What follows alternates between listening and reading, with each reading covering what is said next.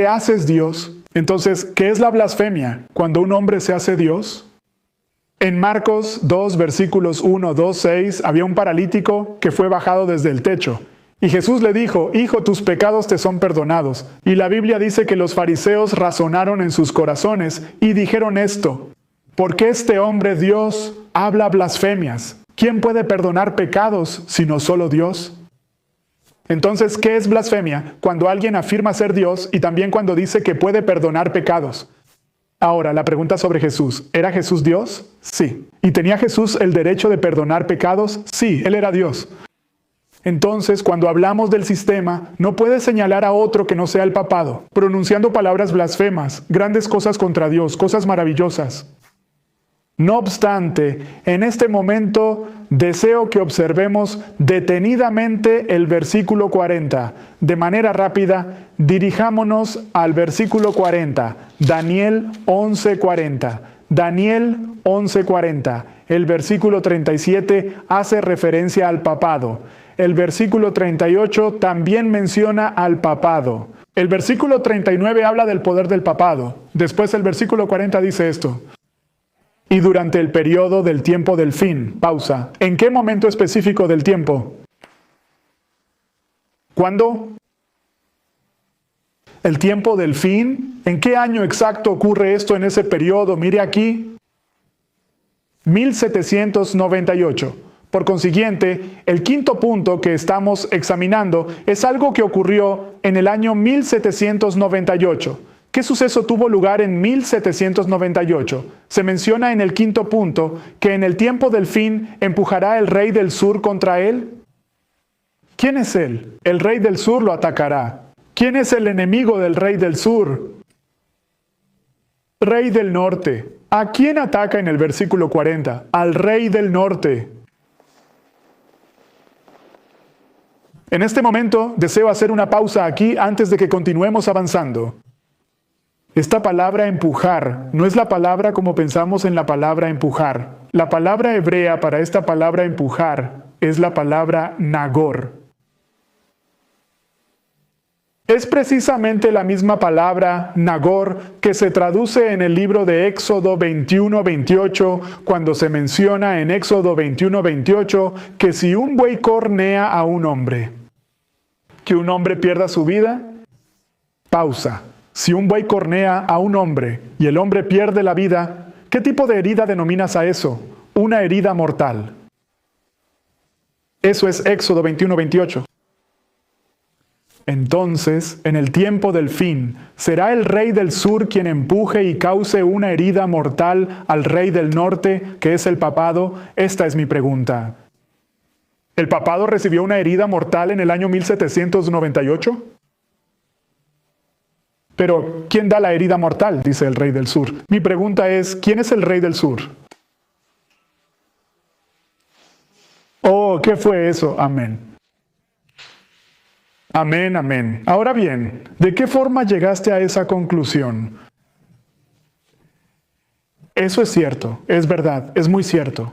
Sin embargo, deseo que observemos de manera bíblica que el rey del sur aclarará esto, quizás mañana, si Dios lo permite, pero deseo que observemos esto detenidamente.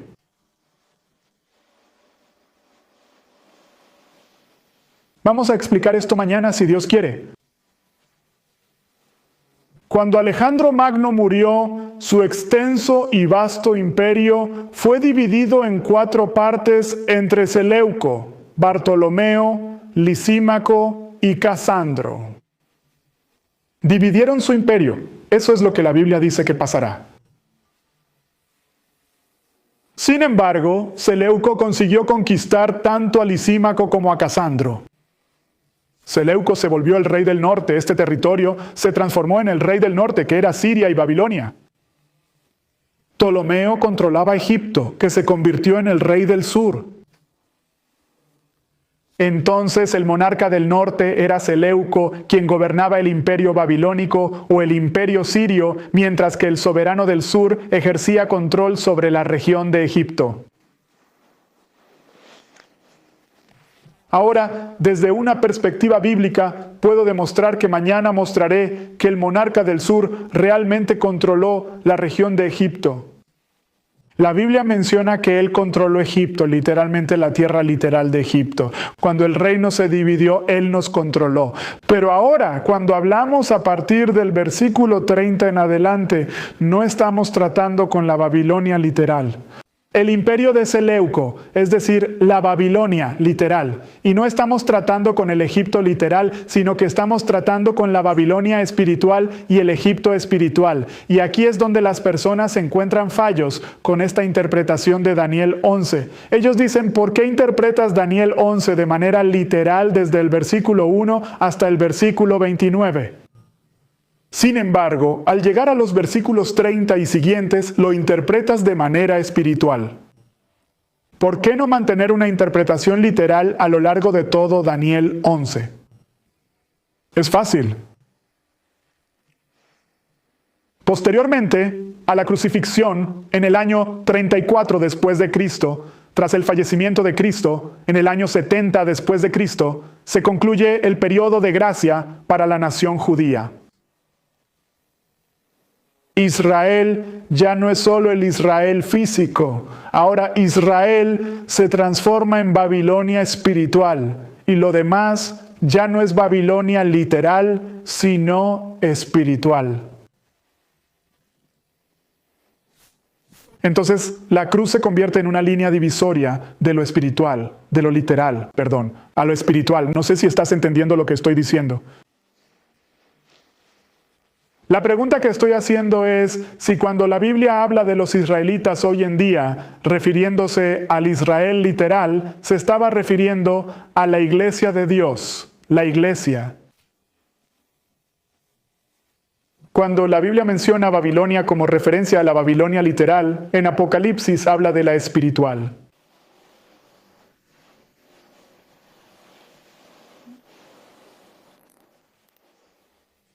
Espiritual, amén, amén, amén, amén. Ahora, ¿qué nos trae aquí? ¿Cómo nos movemos de lo literal a lo espiritual? Es por la cruz. Cuando Jesús murió en la cruz, ya no tratamos con el Israel literal, sino con el espiritual. Tampoco con la Babilonia literal, sino con la espiritual. Todo ahora pasa de lo literal a lo espiritual.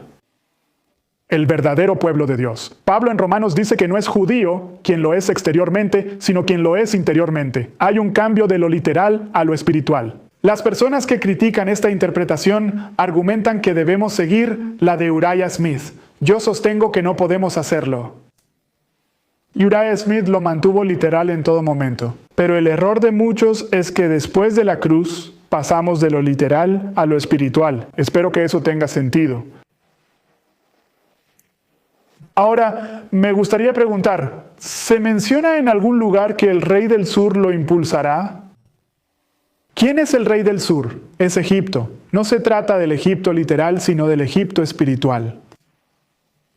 Apocalipsis 11 menciona las palabras exactas Egipto espiritual que en 1798 daría una herida mortal al papado y llama a esa nación Egipto espiritual. ¿Sabes cuál era esa nación que en Apocalipsis 11 se identifica como Egipto espiritual?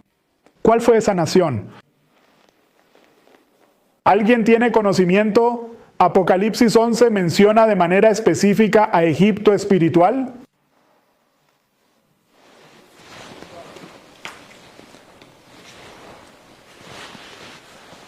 ¿Cuál nación? Veamos qué dice Ellen White. ¿Cuál es? Amén, amén, amén. Amén. Ahora escuchen lo que dice Ellen White.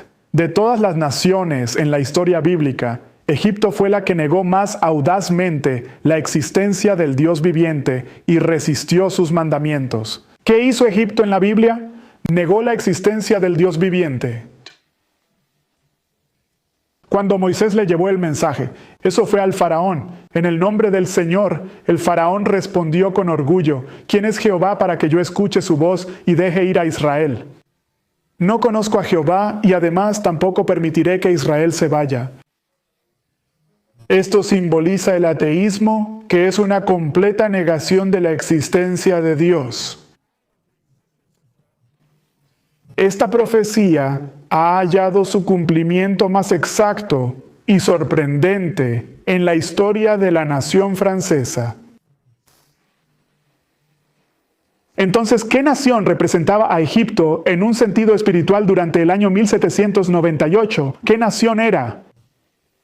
Ella menciona la nación de Francia. ¿Y qué fue lo que hizo que Francia se convirtiera en el Egipto espiritual? ¿Por qué razón? ¿Qué lo atribuyó? ¿Qué fue lo que hizo? ¿Qué tenía Francia en 1798 que la hizo el Egipto espiritual? Ateísmo, incredulidad, ateísmo. Ateísmo. Entonces, en el punto 5, vemos al papado recibiendo una herida mortal en 1798 por Francia, el rey del norte, el rey del sur. Ahora, procederemos a demostrar cómo todos estos puntos se entrelazan. Ellen White hace referencia a los versículos 30. Ella afirma que hasta el versículo 36 se repetirán al final del capítulo 11 de Daniel. Observemos si podemos identificar esto. Acompáñenme en sus Biblias al capítulo 11 de Daniel. Daniel, capítulo 11. Actualmente me encuentro leyendo el versículo 40 de Daniel 11:40, el cual expresa: y en el tiempo del fin, el rey del sur se enfrentará a él. Ese es el rey del norte.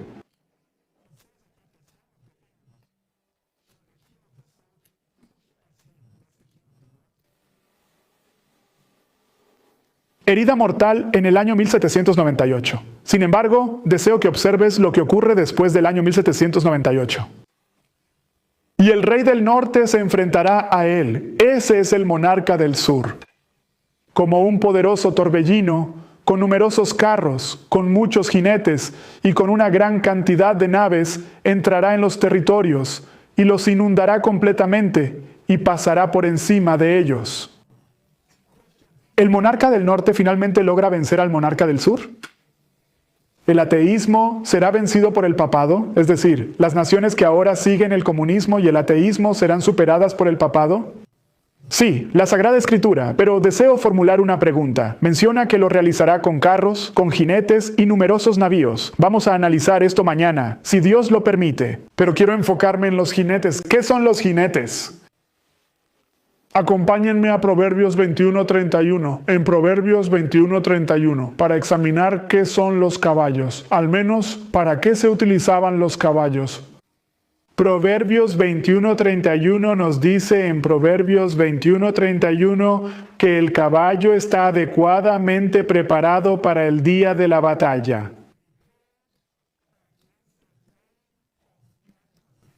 Entonces, ¿para qué se usaban los caballos? Para la batalla, para la guerra. Así que la pregunta en Daniel 11, versículo 40, ¿recibirá el papado poder militar para venir contra el rey del sur? ¿Recibirá Varsovias, que son sinónimos, listas para la batalla, listas para la guerra? ¿Tendrá poder militar? Sí, así que en los versículos 40 vemos poderío militar.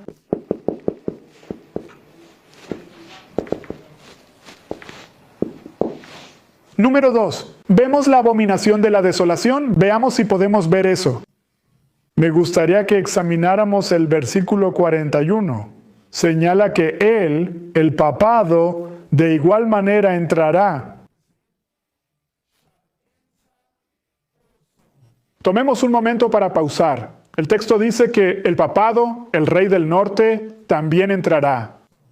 Ahora, cada vez que veas la palabra entrar en Daniel 11, esa palabra entrar tiene que ver con el rey del sur o el rey del norte ganando la victoria en la batalla contra su enemigo. Permítanme ofrecerles un ejemplo ilustrativo de esto. Observemos atentamente el libro de Daniel, capítulo 11, versículo 7. Daniel 11:7 menciona: pero de una rama de sus raíces se levantará uno en su lugar, quien vendrá con un ejército formidable y entrará en la fortaleza del rey del norte y actuará decisivamente contra ellos y prevalecerá. Puede ver que cuando uno de los reyes entra en el territorio del otro rey, si entra significa que ha prevalecido. Así que el papado en Daniel 11:41 dice, y él entrará. ¿Qué significa eso? Donde quiera que entre, ¿qué va a hacer? Prevalecer. Ahora, ¿en qué lugar específico entra? Observemos detenidamente. En el versículo 11:41 se menciona explícitamente que también penetrará en la tierra gloriosa. Esto es muy interesante. Entra en la tierra gloriosa, es decir, conquista la tierra gloriosa. Él conquista la gloriosa tierra. ¿Qué es esta tierra gloriosa en la que entra? Él conquista la tierra gloriosa. En este momento, al leer Daniel 11, la tierra gloriosa se refiere a la tierra prometida, o también conocida como la tierra de Canaán, según prefieras llamarla. Literalmente, esa era la tierra gloriosa. Verías esto en Daniel 11:16, la tierra gloriosa. Pero ya no estamos tratando con lo literal, estamos tratando espiritualmente. Entonces, ¿qué podría ser hoy la tierra gloriosa? Esa es mi inquietud, en la cual el papado se involucrará.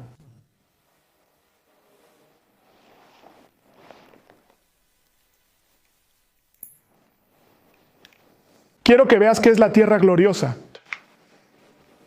Estoy leyendo Maranata 193. El Señor ha realizado más por los Estados Unidos que por cualquier otro país sobre el cual brilla el sol.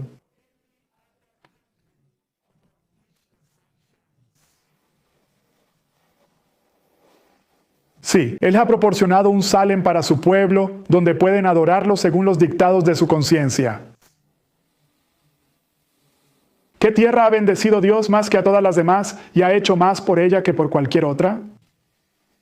Los Estados Unidos de América. Próxima cita, Profecía Espiritual, volumen 4. La nación más grandiosa y favorecida sobre la faz de la tierra es Estados Unidos de América. La inspiración afirma que América es la nación más grandiosa y favorecida. Una providencia bondadosa ha cuidado este país y le ha dado las más selectas bendiciones del cielo. Entonces, ¿cuál es la tierra gloriosa en la que el papado entrará? Estados Unidos de América. Si llegara a entrar en América, ¿sería un amigo o buscaría derrocar y conquistar totalmente? Derrocar. Mi pregunta es esta. ¿Cuándo podríamos señalar y decir que América ha sido conquistada por el papado? ¿Qué eventos nos permitirían ver a América y decir que ahora está siguiendo las directrices de la Iglesia Católica Romana? ¿Qué evento? La ley dominical a nivel nacional. Lo mostraremos mañana si Dios lo permite. Solo la Biblia lo evidenciará. Entrar en la tierra gloriosa es la ley dominical nacional, la Biblia lo dice. Ni siquiera citaré a Ellen White. Miramos directamente de la Biblia y mostramos que entrar en la tierra gloriosa no es nada menos que la ley dominical nacional en América. ¿Alguien sabe qué hace a América tan grande?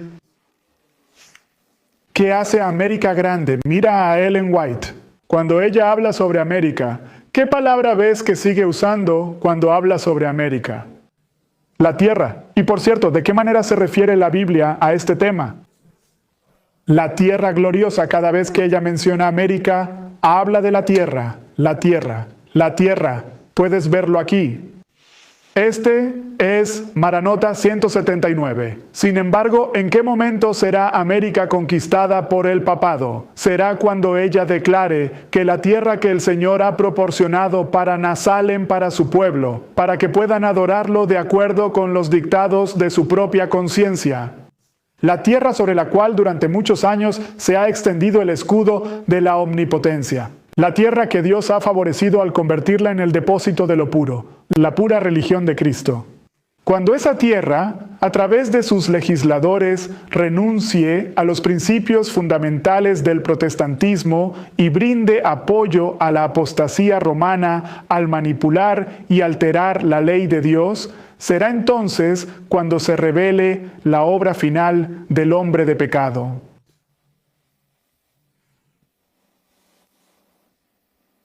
Ella dice que los principios del protestantismo serán abjurados. ¿Qué es el protestantismo? En una simple protesta. ¿Protestando contra qué? La Iglesia Católica Romana, mientras que el protestantismo se enfoca principalmente en la libertad religiosa. Protestantismo.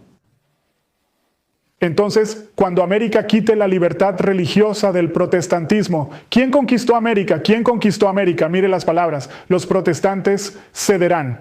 Gracias. Los protestantes lanzarán su propia influencia y fuerza del lado del papado mediante un acto nacional que impone ¿el qué? El falso sábado. Proveerán vitalidad y energía a la fe corrupta de Roma. Por lo tanto, la inspiración está dejando en claro que los Estados Unidos llegarán a ser cuando impongan un falso día de reposo, brindando respaldo a la fe corrupta de Roma. Ahora permítame preguntarle, cuando América hace eso, ¿a quién ha exaltado? Cuando América impone el domingo. Domingo. Dios. La ley venía de Roma. Entonces, cuando los Estados Unidos establezcan el día domingo, la Iglesia Católica Romana será elevada a su posición prominente una vez más y América habrá conquistado nuestra tierra nuevamente. Ella emplea esta palabra como si estuviera en una situación de peligro. Se acercaba el momento en que sus legisladores renunciarán a los principios del protestantismo al apoyar la apostasía romana. ¿Qué es lo que hace a América grandiosa? ¿Qué es lo que hace a América grandiosa? Hay dos cosas que hacen a América grandiosa. Apocalipsis 13:11. La bestia como cordero surgió con 2 cuernos. Esos 2 cuernos simbolizan 2 principios clave. Representan la libertad civil y la libertad religiosa. Ellen White lo deja claro. Esto es lo que hace a América grande. Ella dice que el republicanismo, que es la libertad civil, y el protestantismo, que es la libertad religiosa, se convirtieron en los principios fundamentales de esta nación. Los 2 cuernos del cordero. Apocalipsis 3. Estos principios fundamentales constituyen el secreto de su gran poderío y prosperidad económica. Lo que verdaderamente hace que América sea realmente grandiosa es su libertad tanto en el ámbito religioso como en el civil. Cuando estos se eliminen, América ya no será grande. ¿Y cuando Estados Unidos quita la libertad religiosa? Al imponer el domingo, la libertad religiosa se elimina. Entonces, entrando en la tierra gloriosa, ¿estás de acuerdo conmigo? Es la ley dominical nacional. Basado en lo que vimos, el papado entrando en una tierra gloriosa. Es una unión de iglesia y Estado, punto número 3. Quiero hacerle una pregunta. Cuando el papado entra en la tierra gloriosa, ¿estoy haciendo una pregunta? Bueno, ¿es eso violar la ley de Dios? Estoy diciendo, si el domingo se impone a las masas y se les pide guardar el domingo como día de reposo, ¿es eso violar el pacto? Esa es una pregunta. Recuerda el punto 3. En la historia pasada del papado, ¿violamos el pacto? Entonces, cuando entra en la tierra gloriosa, estoy formulando la pregunta sobre el punto número 3. ¿Declarará guerra contra el sábado?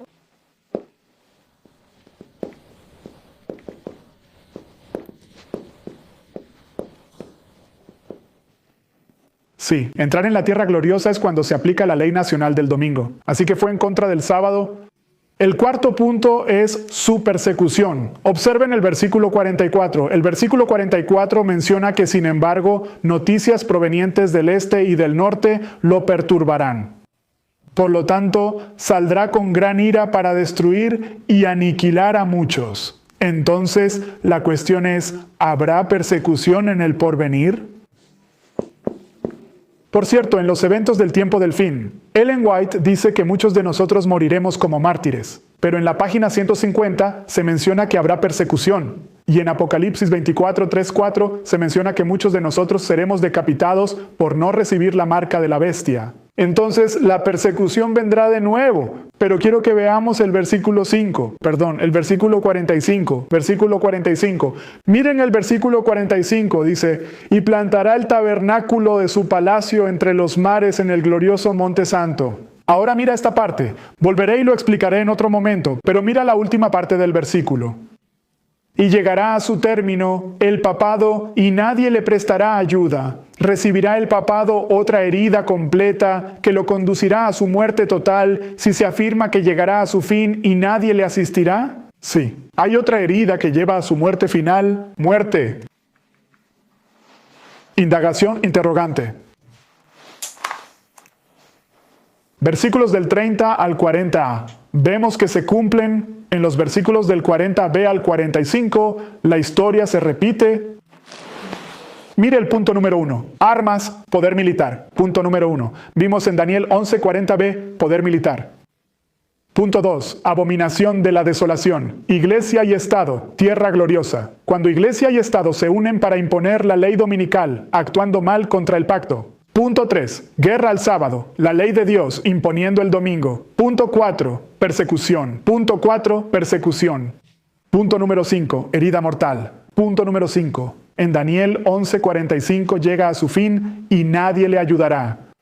Como puedes ver, como dice Ellen White, gran parte de la historia se va a repetir en los versículos 40 al 45. Este es el resumen de Ellen White sobre el libro de Daniel, específicamente el capítulo 11, al menos desde el versículo 32 hasta el 45. Este es el resumen de Ellen White. Si alguien se desvía de esta interpretación, está fuera de armonía con el espíritu profético.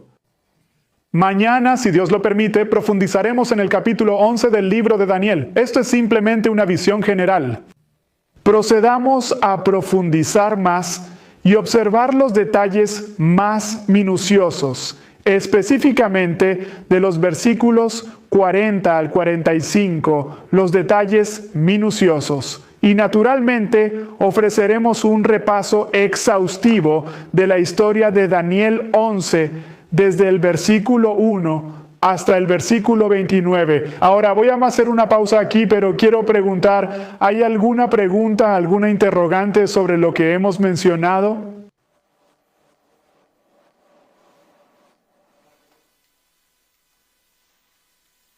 ¿Preguntas?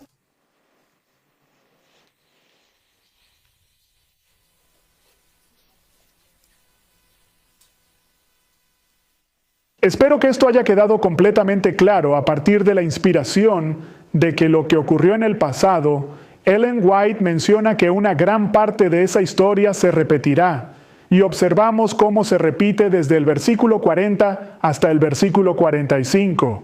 Ahora, en el libro titulado Testimonios para los Ministros, donde ella aborda el tema de Daniel 11, concluyo aquí en la página 114, ella afirma que aquellos que buscan esta palabra, refiriéndose a estas profecías, nunca deberían entregarse a apetitos pervertidos en la comida y la bebida. Si hacen esto, el cerebro se confundirá y no podrán soportar la tensión de profundizar para descubrir esas verdades que se relacionan con las escenas finales de la historia de este mundo. Ella dice que para entender bien las profecías de Daniel y Apocalipsis, debemos controlar nuestra dieta. Si no controlamos eso, dice ella, no podremos. Nuestras mentes se confundirán y no entenderemos sus profecías. Algunas personas, al estudiar Daniel 11, simplemente se bloquean.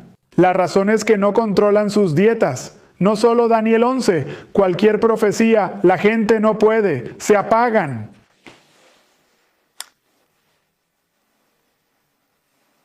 En Obreros del Evangelio 230, la inspiración al hablar sobre la dieta y su importancia para entender la profecía, dice en Obreros del Evangelio 230 que la indulgencia del apetito. Ella menciona que las nubes oscurecen. Y ella dice que nubla y encadena la mente. En otras palabras, la mente no puede funcionar cuando nos entregamos al apetito. Ella dice que la indulgencia del apetito nubla y encadena la mente. En otras palabras, ata la mente de manera que no podemos entender nada. Ella dice que comer en exceso entorpece todo el ser al desviar las energías de otros órganos para realizar el trabajo del estómago. Por lo tanto, cuando nos alimentamos de manera inadecuada o incluso si comemos adecuadamente pero en exceso, ella menciona que la mente se nubla y se encadena. No podemos comprender las profecías. Que Dios nos ayude, amigos. Haremos una pausa aquí y si Dios quiere, retomaremos mañana y miraremos específicamente estos versículos con más detalle. Esto fue solo un breve resumen. Voy a orar ahora y si hay alguna pregunta que podamos hacer basada en lo que hemos estudiado, arrodillémonos con reverencia.